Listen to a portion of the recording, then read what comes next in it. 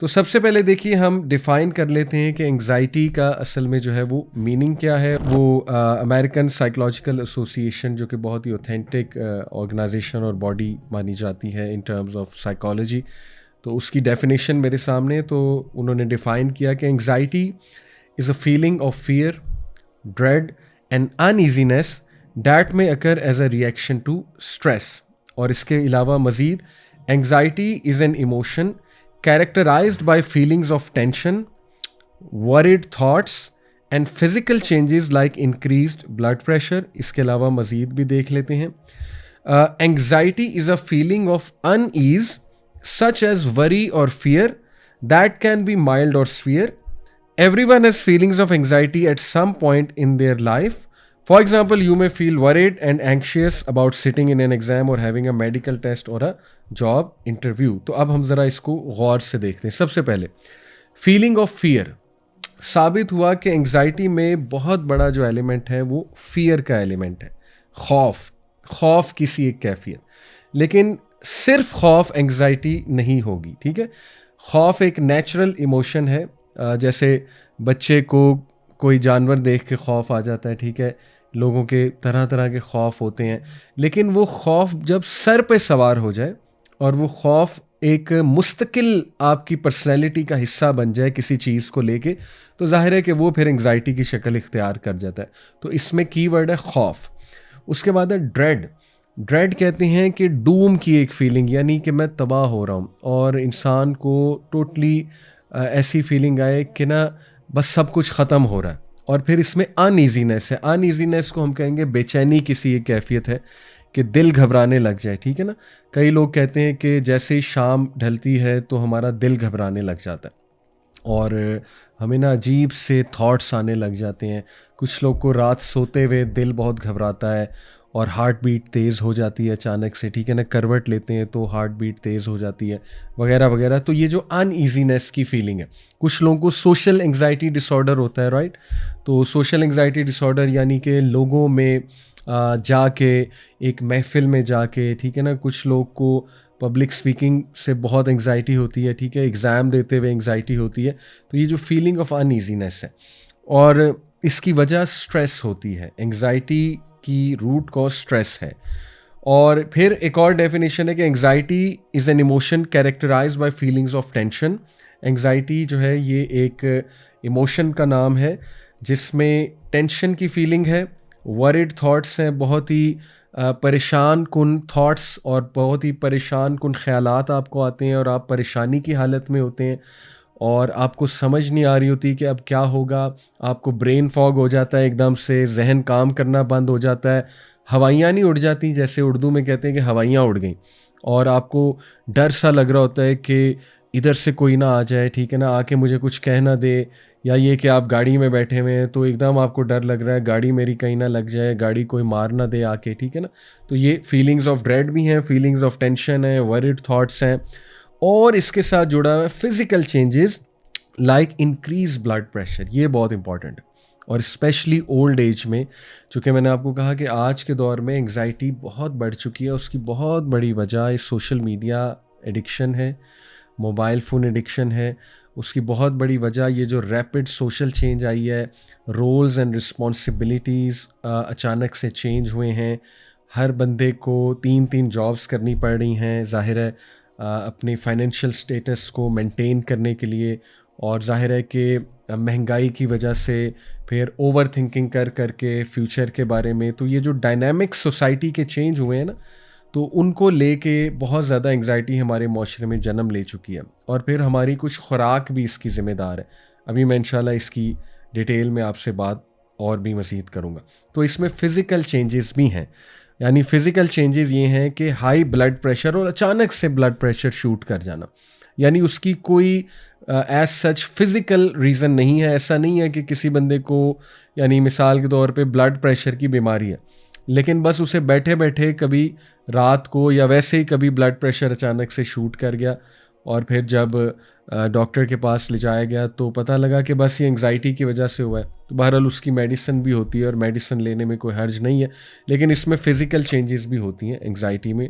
फिर इस डेफिनेशन की तरफ आते हैं कि anxiety is a feeling of unease बेचैनी की एक कैफियत, सच एज़ वरी और फियर, परेशान है बंदा और बहुत ज़्यादा खौफज़दा है, और ये माइल्ड और सीवियर हो सकती है, राइट? और हर किसी को कोई ना कोई एंग्जाइटी किसी ना किसी स्टेज ऑफ लाइफ में होती है। कुछ लोगों को, लेट्स से लड़कियों की बात करें तो रिश्ते वाले आ रहे हैं रिश्ता देखने तो एंग्जाइटी होगी, ठीक है ना, या किसी से मिलते हुए एंग्जाइटी होगी। मिसाल के तौर पे कोई ऐसा इंसान जिसको आप बहुत ज़्यादा एज ए सेलिब्रिटी देखते हैं तो वो अचानक मिल जाए तो एंग्जाइटी होने के चांसेस होते हैं, ठीक है ना। इसी तरह कोई एग्ज़ाम देते हुए एंग्जाइटी हो सकती है। तो ये हर इंसान पे डिपेंड करता है कि वो किस सिचुएशन में एंग्शियस होता है, राइट? और हर इंसान को पता है अपना कि उसको किस चीज़ से एंग्जाइटी हो जाती है। लेकिन एक बहुत ज़रूरी चीज़ जो मैं आप सबके सामने जो है ना जी वो रखना चाहूँगा कि फ़ियर और एंग्जाइटी को थोड़ा-सा हमने जो है ना वो डिफ़रेंशिएट करना है। देखें, इन शॉर्ट अगर आप जानना चाहते हैं कि खौफ में और एंग्जाइटी में मेन फ़र्क क्या है, तो साइकोलॉजिस्ट ये बताते हैं कि जो खौफ है वो एक्सटर्नल फैक्टर्स की वजह से होता है। एक्सटर्नल फैक्टर्स यानी जो बैरूनी फैक्टर्स हैं, यानी मिसाल के तौर पे मैं सांप को देखूंगा मुझे खौफ आएगा, ये एक एक्सटर्नल फैक्टर है। मैं जो है ना वो किसी कोई एक्सीडेंट खुदा न खास्ता होते देखूंगा मैं खौफ ज़दा हो जाऊंगा, ठीक है। या मैं को बहुत ही ऐसी मूवी, हॉरर मूवी बच्चे देख लेते हैं ना, खौफ ज़दा हो जाते हैं, वो खौफ है। तो वो उसको अभी हम एंग्जाइटी नहीं कहेंगे, क्योंकि एंग्जाइटी जो है ये ज़्यादातर इंटरनल रीजंस की वजह से होती है, अंदरूनी जो कैफियत है और अंदरूनी वजूहात हैं। उस अंदरूनी वजूहात में बायोलॉजिकल रीजंस भी हैं, जैसे कि हार्ट बीट का तेज़ होना, हमारे जो नर्वस सिस्टम है उसमें sympathetic nervous system, parasympathetic nervous system, इसको आप मज़ीद पढ़ सकते हैं। तो ये अल्लाह सुब्हाना व तआला ने ख़ुद ही हमें फ़ाइट और फ्लाइट सिस्टम दिया हुआ है। फ़ाइट और फ्लाइट, ये स्ट्रेस का पूरा फ़ाइट करने का और स्ट्रेस मैनेजमेंट करने का एक पूरा मैकेनिज़्म है हमारे अंदर। तो होता ये है कि सिंपैथेटिक और पैरासिम्पैथेटिक नर्वस सिस्टम आपस में मिलकर काम करते हैं। एक सिस्टम जो है वो आपको प्रिपेयर करता है फ़ियर के लिए, ठीक है, यानी हार्ट बीट तेज़ हो जाना। जैसे आप किसी गली में जा रहे हैं, अंधेरा है, वॉक कर रहे हैं, अचानक से सामने से आपको कोई खौफनाक सी चीज़ नज़र आई, ठीक है, अब एकदम आपका हार्ट बीट तेज़ हो जाएगी, खौफ की सी कैफियत आएगी, रोंगटे खड़े हो जाएंगे, राइट? तो ये है जो है ना आपके अंदर जो पैरासिम्पैथेटिक आई गेस या सिंपैथेटिक, अभी मुझे ज़ाहिर है जहन में नहीं आ रहा, लेकिन इनमें से कोई एक सिस्टम आपको इस पे वर्क कर रहा है। और उसके मद्दे मुकाबिल जो दूसरा सिस्टम है वो कुछ केमिकल्स रिलीज़ करके आपके मसल्स को रिलैक्स कराएगा और आपकी हार्ट बीट को नीचे लेकर आएगा। तो ये तो अल्लाह सुब्हाना व तआला की तरफ से देखिए एक नेचुरल सिस्टम हमारा है। तो ये जो अंदरून में हमारे अंदर जो इंटरनल केमिकल्स रिलीज़ होते हैं वो भी रिस्पॉन्सिबल होते हैं एंग्जाइटी के लिए, ठीक है। अगर उन केमिकल्स का कुछ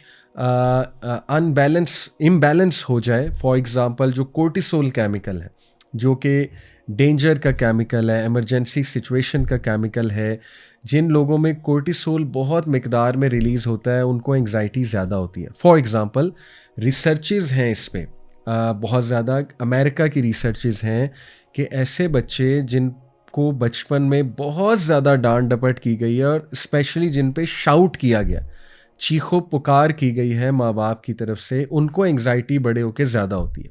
क्यों?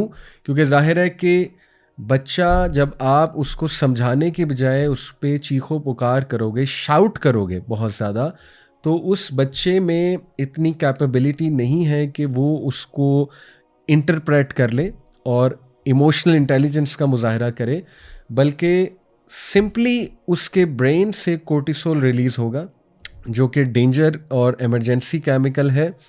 और ये केमिकल जितना ज़्यादा रिलीज़ होता है तो ये आईक्यू सप्रेसर भी है। ये केमिकल ये हमारे आईक्यू को सप्रेस करता है। इसीलिए इस रिसर्च के मुताबिक वो बच्चे जिनके घरों में बहुत लड़ाई होती है, ये मैं सेम रिसर्च आपको कोट कर रहा हूँ, माँ बाप के दरमियान बहुत लड़ाई है या बहुत ही बुरा माहौल है घर का, गालम गलोच हो रही है, ठीक है ना, या आपस में भाई भाई लड़ रहे हैं, बहुत सीरियस लड़ाइयाँ हो रही हैं, तो उन घरों के जो बच्चे हैं उनका आईक्यू भी लो होता है कंपेयर टू अदर चिल्ड्रन, और जाहिर है कि वो बच्चे सही से पढ़ भी नहीं पाते और फ्यूचर में जाके फिर उन्हें एंग्जाइटी भी बहुत ज़्यादा होती है। तो ये सारी आप समझ रहे हैं, मैं डिफरेंस बताना चाह रहा हूँ कि एंग्जाइटी बिल्ड कैसे होती है। ये इंटरनल रीजंस की वजह से होती है। अच्छा, कभी कभी इसकी कोई भी रीज़न नहीं होती है, यानी बायोलॉजिकल रीज़न कुछ भी नहीं है, लेकिन इंटरनली एक खौफ है। और मिसाल के तौर पे हम साइकोलॉजी में साइकोसोमैटिक डिसऑर्डर्स एक चीज़ पढ़ते हैं। साइकोसोमैटिक डिसऑर्डर ये है कि एक चीज़ की मतलब एक फिज़िकल चीज़ है। मिसाल के तौर पे आप कहते हैं मुझे हार्ट में पेन हो रही है, ठीक है। अब उसकी कोई फिज़िकल कॉज़ नहीं है उस चीज़ की, लेकिन स्टिल आपको पेन फ़ील हो रही है। आप डॉक्टर के पास जाते हैं, डॉक्टर ईसीजी भी चेक करता है, डॉक्टर जो है वो इकोग्राफी भी करता है, डॉक्टर जो है वो सब कुछ करता है और कहता है कि यू आर परफेक्टली फाइन, ना आपको डायबिटीज़ है, ना ब्लड प्रेशर है, ना कोई और मसला चल रहा है, ECG is also perfectly fine, लेकिन आप स्टिल कहते हैं मुझे दर्द हो रहा है, ठीक है। तो इस तरह की जो कैफियत है उनको कहते हैं साइकोसोमैटिक डिसऑर्डर्स, जिनकी कोई फिज़िकल कॉज नहीं होती, लेकिन स्टिल आपको फिज़िकल एक पेन या एक कैफियत ऐसी हो रही होती है कि हाँ मुझे हो रहा है। और एंग्जाइटी में ऐसे होता है। एंग्जाइटी में लोगों को लगता है कि हमें हार्ट अटैक होने लगा, और स्पेशली जब पैनिक अटैक होता है ना, तो लोगों को लगता है हमारी ब्रीथिंग ख़त्म हो रही है, और वाकई ही ऐसी फीलिंग आ रही होती है, ठीक है ना। लोग सांस नहीं आ रहा होता उन्हें इन एक्सट्रीम केसेस, और लोगों पे बेहोशी भी एक किस्म की तारी हो जाती है। लेकिन बाद में जब चेकअप कराया जाता है तो पता लगता है कोई फिज़िकल कॉज इसकी नहीं है, यानी there is nothing going on inside the body जिसने कॉज किया हो। तो ये इस लेवल पे एंग्जाइटी अटैक करती है कि with in the body obviously हमारा दिमाग जो है वो हमें इस एक्सेप्टेंस में ले आता है कि वाकई ही मुझे हार्ट बीट हो रही है और वाकई ही मेरी बॉडी में कुछ चल रहा है, राइट। तो ये इस लेवल पे भी ख़तरनाक हद तक अटैक कर देती है। तो इन शॉर्ट मैंने आपको जो वजह बताई, सॉरी जो डिफरेंस बताया, वो ये है कि फ़ियर जो है ये एक्सटर्नल रीजंस की वजह से है मेनली, और एंग्जाइटी जो है ये इंटरनल होती है। और इसमें एक और जो है वो बहुत डिफरेंस है कि फ़ियर जो है ना ये शॉर्ट लिविंग है, और एंग्जाइटी जो है ना ये किसी फ्यूचर ओरिएंटेड रीज़न की वजह से हो सकती है, और ये एक लॉन्ग एक्टिंग रिस्पॉन्स है।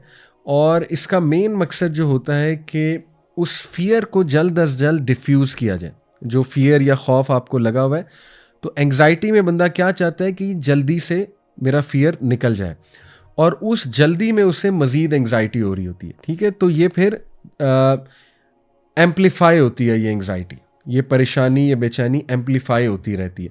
तो इसलिए हमें इसको बड़ा टेक्निकली इंशाल्लाह देखना होगा, और इसके सॉल्यूशंस भी इंशाल्लाह हमें टेक्निकली जो है वो देखने होंगे। तो आगे चलते हैं। कुछ हम साइंस की जो है ना जी वो बात कर लेते हैं। अच्छा, इससे पहले एंग्जाइटी की मज़ीद कुछ आपको कॉजेज़ बताता हूँ जो जनरली नॉर्मल लोगों को एंग्जाइटी होती है। एक तो सीवियर एंग्जाइटी है ना, जिसका मैंने ज़िक्र किया कि लोगों को लगता है कि हमारे दिल में दर्द है, या लोगों को सांस नहीं आ रहा होता, वो तो पैनिक अटैक्स हैं। हम अभी नॉर्मल जो एंग्जाइटी होती रहती है, हर बंदे को होती होगी, मुझे भी होती है, ठीक है, उसकी थोड़ी बात कर लेते हैं। और इसकी कुछ कॉजेज़ हैं: स्ट्रेस, दबाव लेना किसी चीज़ का बहुत ज़्यादा, और ज़ाहिर है बंदा किसी इनकम्प्लीट टास्क का दबाव लेता है, ओवर थिंकिंग करके किसी चीज़ का दबाव ले लेता है, या कोई पूरा दिन स्ट्रेसफुल है उसका, सुबह से लेकर रात तक उसका दबाव लिया हुआ है, तो हो सकता है कि वो एंग्जाइटी में तब्दील हो जाए वो दबाव, और इंसान का दिल घबराने लगे, और ज़ाहिर है कि इंसान का कुछ करने का दिल ना करे। इसी तरह खौफ जुड़ा हुआ है एंग्जाइटी के साथ, इसी तरह अनसर्टेनिटी जुड़ी हुई है। अनसर्टेनिटी से मुराद है कि पता ही नहीं कि बनेगा क्या, ठीक है ना, यानी मुस्तकबिल का खौफ और अनसर्टेनिटी के पता नहीं मेरी जॉब लगेगी नहीं लगेगी, पता नहीं मेरे हालात बेहतर होंगे कि नहीं होंगे, पता नहीं मेरा रिश्ता होगा कि नहीं होगा। तो इसी को लेकर बैठे रहना, और वो भी एंग्जाइटी फिर इख्तियार कर जाती है ये चीज़। फिर कोई इनकम्प्लीट टास्क है उसकी एंग्जाइटी हो सकती है, और ये चूँकि ये एक इंटरनल चीज़ होती है ना, तो आपको पता भी नहीं लगता कि किस तरह से अटैक कर देगी, क्योंकि हमारा जो unconscious part of the brain है, जो लाशऊर है, वो बहुत ही सीक्रेटिव मैनर में एक्ट करता है, राइट। तो इसीलिए कहते हैं ना कि पॉजिटिव सोच और पॉजिटिव ख्यालात की बहुत फोकियत है।